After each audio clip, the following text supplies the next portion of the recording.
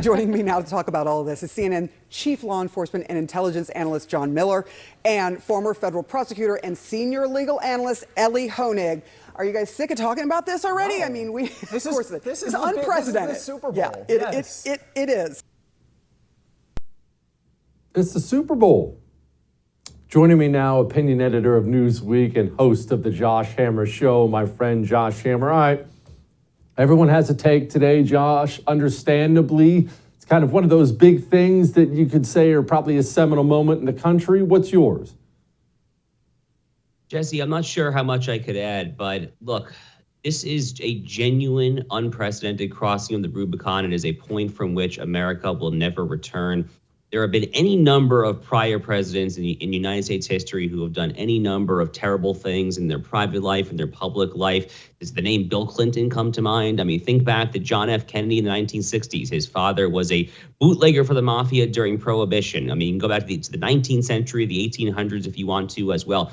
Any number of presidents have had checkered private and public lives, and yet, until today, no former president has actually been criminally indicted in a dog and pony show that benefits one half of the country, and they're cheering and applauding that they are on CNN. But this is a very, very, very dark moment for the United States. Look, the actual charges here, to call them legally frivolous, I think would be a dramatic understatement. I mean, and bear in mind also, Jesse, based on the falsification of business records, New York State misdemeanor, there was a 2-year statute of limitations built in. This thing would have expired in 2018. Then there's a federal campaign finance law violation, allegedly. That had a 5-year statute of limitations. It would have expired in 2021. So this is a bogus prosecution, to put it mildly. It is a pure political persecution, and it's total BS. We should not stand for it.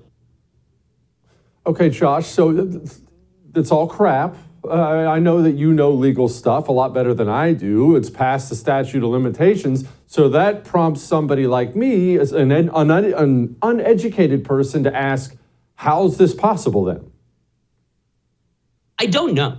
I genuinely don't know. I have actually asked some, a number of my friends from law school. I mean, this is not supposed to happen. Like this literally is not supposed to happen. But think about where this grand jury is. This is New York County, New York. This is Manhattan.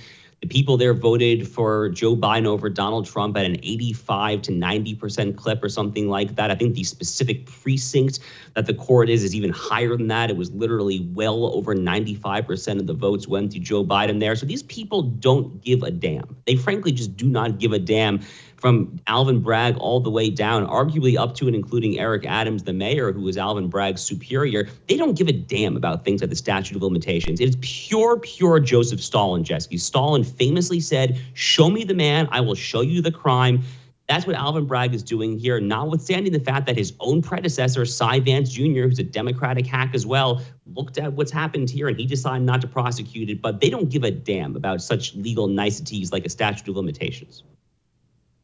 Okay, you have a few theories as the why in all this. What are they?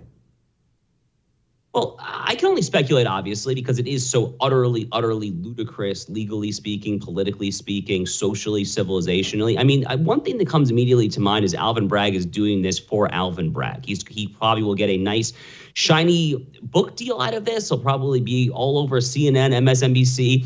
Probably some stupid top 10 law school will give him a criminal law professor gig. He'll probably teach some seminar in criminal law for all the heroic justice that he has done. So he stands to gain here, no doubt about that whatsoever. It's possible, of course, that he has people whispering in his ear, Eric Adams. It would frankly not surprise me if all the way up to the federal Department of Justice. Obviously, that should not happen. There's a federal department, there's a state. They should not be talking to one another. But in a situation like this, it simply would not surprise me if you had anyone up to and including maybe even the attorney general or the head of the FBI or someone talking to Alvin Bragg to apply some pressure there.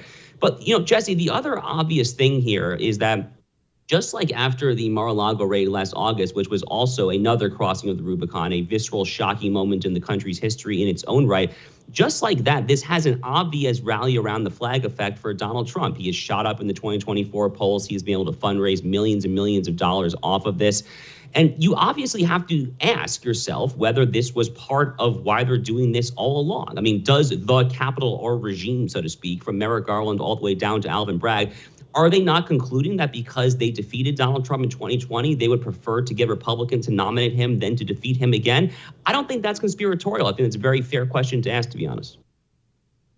Okay, now let's deal with the actual legal process here, because it's a sham. It's a sham. We all know it's a sham. But and again, you're the legal mind. I am not. Doesn't this mean if he's being arraigned here that he is most likely going to be tried here? Is there going to be a trial? And are they going to pick a 12-man jury pool with Trump on trial for a felony out of a 90% Democrat district? Is Donald Trump going to prison, is what I'm asking? He's not going to go to prison. I mean, I feel very confident in asserting that. This process is going to take time. It's going to be a slow thing. We're not going to have answers to these questions tomorrow. There's going to be a lot of cross-motion filing from the attorneys here. Trump has spoken about trying to move the venue out of Manhattan to Staten Island, which is the only of the 5 boroughs in New York City that is anywhere even close to politically mixed. It's probably his only shot of getting a possible fair jury. You know, you can always get something like this possibly dismissed, whether it's on summary judgment or some other kind of legal criteria, which is basically a nice way of saying that there is no actual case here. Frankly, I mean, based on what I remember from my law school days, Jesse, the statute of limitations should just answer that question, period. So again, I'm not sure what I'm missing there. I don't think I'm missing anything. So a reasonable judge really should just dismiss it out of the gate based on something as prosaic and straightforward as that.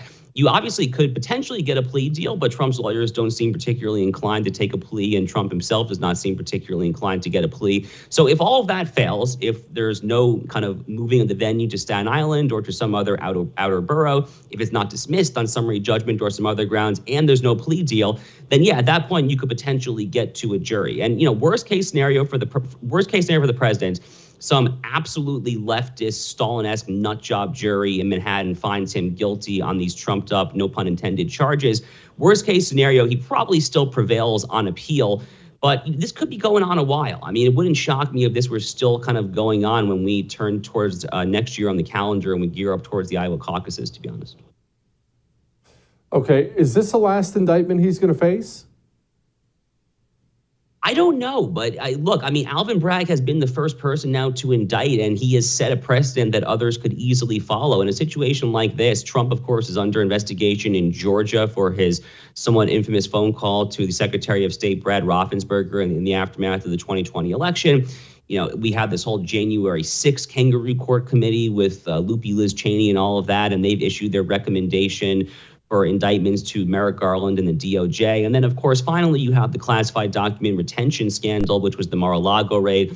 I don't think they will indict on the classified documents. If the news cycle moves so fast these days, Jesse, but it was only fairly recently that Joe Biden had his own classified document trouble. So I would think they probably won't go down that rabbit hole. But when it comes to Georgia or January 6th, I mean, we could see some other indictments. I just want to clarify here, all of these for independent reasons are frivolous. None of these have actual legal merit to them. The January 6th stuff is utterly insane as well, only slightly less insane than what we're seeing here in Manhattan, New York today. But yeah, I think it's eminently possible that once Alvin Bragg has set the precedent, that these other district attorneys and Merrick Garland, of course, with January 6th could definitely follow. Josh Hammer, thank you, brother. Come back soon. Anytime, Jesse.